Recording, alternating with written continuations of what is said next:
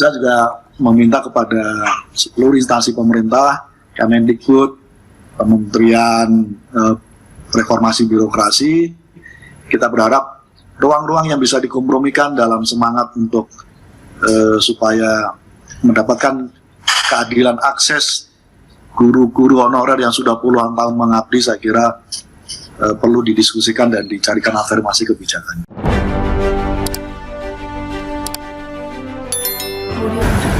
Ya, karena ini sifatnya afirmasi terhadap guru honorer, saya belum tahu detail bagaimana syarat-syaratnya.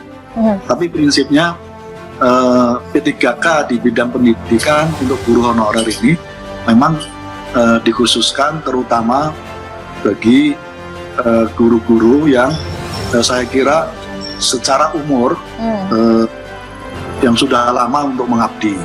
Nah, pada konteks ini kepentingan administrasi yang semacam ini perlu menjadi disampaikan secara terbuka kepada teman-teman guru honorer di seluruh Indonesia.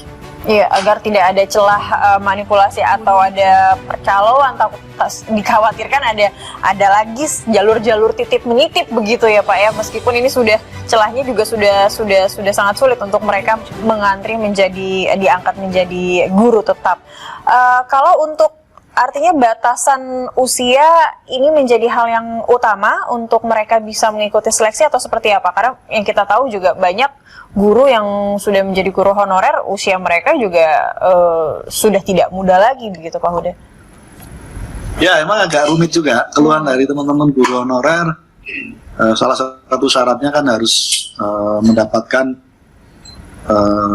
sertifikat guru, sertifikasi guru. Untuk mencapai tahapan ini nggak mudah, Mbak. Luar biasa perjuangan teman-teman itu. Nah, karena itu ini termasuk aspirasi dari teman-teman Forum Guru Honorer seluruh Indonesia supaya sertifikasi guru terhadap guru honorer ini perlu afirmasi juga dari pemerintah gitu, supaya mereka bisa mendaftar dan bisa ikut di dalam seleksi P3K ini. Jadi lagi saya juga meminta kepada seluruh instansi pemerintah, Kemendikbud, Kementerian Reformasi Birokrasi, kita berharap ruang-ruang yang bisa dikompromikan dalam semangat untuk supaya mendapatkan keadilan akses guru-guru honorer yang sudah puluhan tahun mengabdi, saya kira perlu didiskusikan dan dicarikan afirmasi kebijakan. Ya, di level ini memang pasti ada asesmen, karena kebutuhan untuk ini, asesmen ini menjadi salah satu prasyarat untuk bagaimana kualitas, kapasitas guru honorer bisa mendapatkan sertifikasi guru, faktor umur dan usia menjadi persoalan. Tapi pada prinsipnya Mbak Chakri, saya merasa ketika guru sudah mengabdi hampir puluhan tahun, itu artinya ada keterlibatan panggilan jiwa dan hati mereka. Pada konteks begini nggak bisa dikuantifikasi menjadi asesmen menurut saya gitu ya. Iya, betul. Dan seringkali mereka gugur karena faktor asesmen yang secara kuantitatif ini gitu. Tapi kita berharap asesmen yang sifatnya kualitatif, pengabdian, panggilan jiwa mereka menjadi guru, nggak semua orang bisa berdedikasi menjadi guru. Saya kira ini bisa menjadi salah satu faktor-faktor kompromi bagaimana nanti Kementerian Birokrasi, Reformasi dan Birokrasi mengapresiasi soal ini, Mbak. Iya, asesmen secara kualitatif begitu ya. Ini berarti harus betul-betul diinformasikan, diinternalisasi kepada semua sekolah yang ada di Indonesia supaya ini juga merata begitu. Mereka mengetahui hal yang sama untuk mendapatkan atau memberikan sertifikasi guru. Jangan hanya melihat secara kuantitatif, tapi kualitatif juga harus dibutuhkan. Supaya cita-cita dari Perpres ini juga bisa segera tercapai, Pak Huda. Begitu ya, Pak Huda? Betul. Baik, kalau untuk pendistribusiannya sendiri dari setiap daerah yang ada di Indonesia nantinya saat guru honorer ini sudah diangkat menjadi P3K itu akan seperti apa, Pak? Ya, tentu semangatnya adalah semangat pemerataan guru. Salah satu isu yang belum tuntas juga terkait dengan isu pendidikan kita adalah soal pemerataan guru. Guru-guru kita masih tersentralisasi di daerah di Jawa, di luar Jawa masih belum terjadi pemerataan guru. Ada satu guru yang masih punya beban mengajar semua mata pelajaran. Mata pelajaran, baik.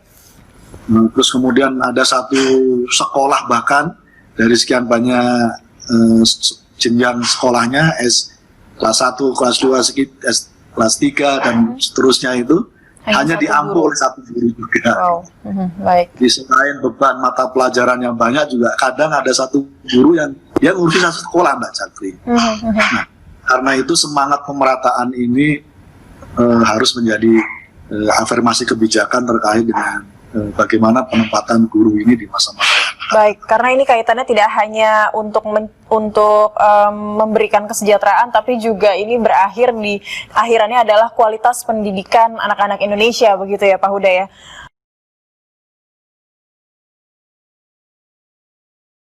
APBN untuk pendidikan 20%. 20% anggaran APBN itu kewajiban dari undang-undang, amanat undang-undang. Tahun ini setara dengan 508 triliun, Mbak.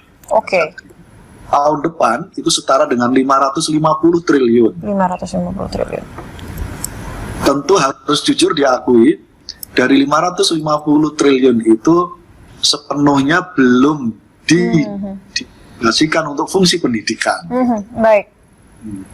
Nah, karena itu bayangan kami, saya juga sudah menghitung, kalau 550 triliun itu sepenuhnya didedikasikan untuk fungsi pendidikan, dan karena ini memang amanat undang-undang, saya kira mengangkat 750 guru, mensejahterakan guru honorer dengan skema P3K tidak akan menjadi persoalan.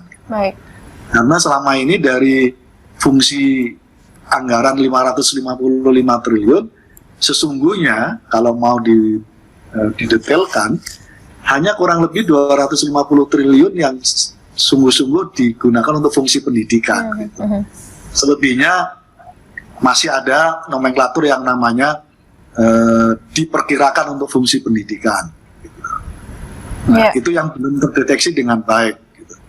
Nah, karena itu kita mendorong supaya fungsi 20% pendidikan 550 triliun tahun 2021 bisa terrealisasi ya. Kalau nggak bisa semuanya, Mbak Cakri, paling nggak setiap tahun ada kenaikan yang didedikasikan full untuk fungsi pendidikan. Tapi full ya untuk pendidikan ya Pak Huda ya. Misalnya 400 triliun deh gitu. Jangan muluk-muluk deh 550 triliun gitu ya.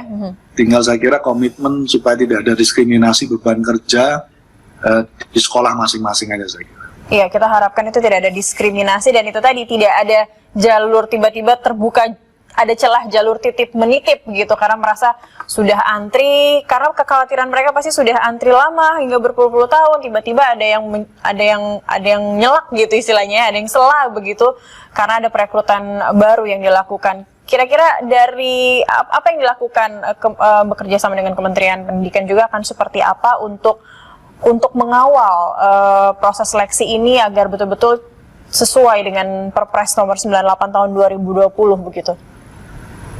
Satu, semua guru honorer yang nanti ikut seleksi selain mendapatkan sertifikasi, harus dapat sertifikasi. Yang kedua adalah dia terdaftar di Dapodik Kemendikbud. Nah, untuk dia lolos mendaftar di data Dapodik Kemendikbud pasti ada jejak rekamnya bahwa dia memang sudah mengabdi sebagai guru honorer. Baik. Kedua, kita berharap memang minta ada jaminan dari Menpan RB supaya tidak terjadi rekrutmen siluman. Terkait dengan guru honorer. Saya kira ruang manipulasi ini perlu ditiadakan, tidak hanya dipersempit. Saya kira harus ditiadakan dan dengan berbasis IT, saya kira ini bisa dilakukan.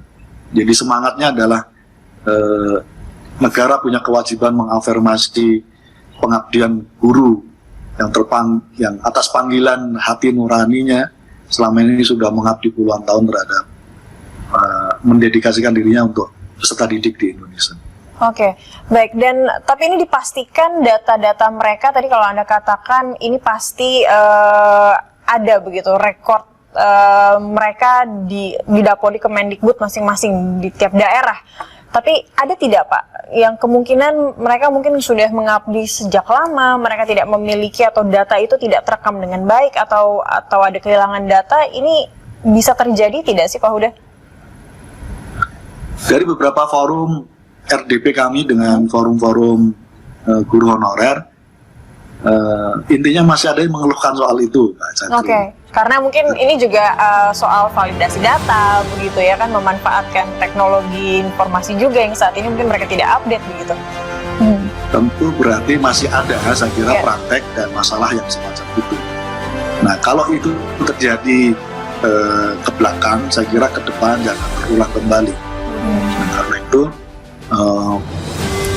proteksi terhadap data Dapodik, proteksi semua mekanisme terbuka dan akuntabel dari Kemenpan RB sebagai penyelenggara rekrutmen, saya kira menjadi pertaruhan yang harus terus dipantau dan terus diawasi oleh publik. Kita punya kewajiban itu secara bersama-sama. Saya juga meyakini mungkin Kemenpan RB dan seterusnya tidak ingin ada semacam itu terjadi, tapi butuh juga pengawasan publik supaya tidak terjadi kebocoran dan pelaku tidak adil terkait dengan rekrutmen.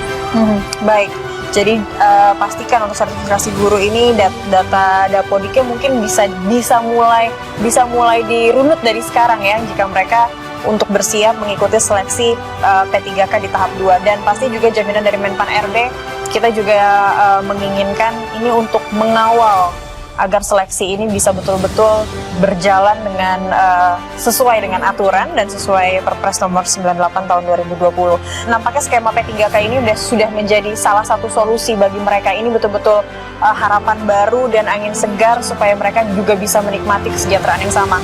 Mereka pahlawan tanpa tanda jasa, tapi jangan kita biarkan mereka menjadi pahlawan tanpa kesejahteraan. Begitu Pak Huda? Betul Mbak Cakri. Sekali lagi, saya merasa Perpres 98 2020 ini menjadikan jaminan bahwa skema P3K minimal yang tahun 2019 rekrutmen kemarin bisa diselesaikan.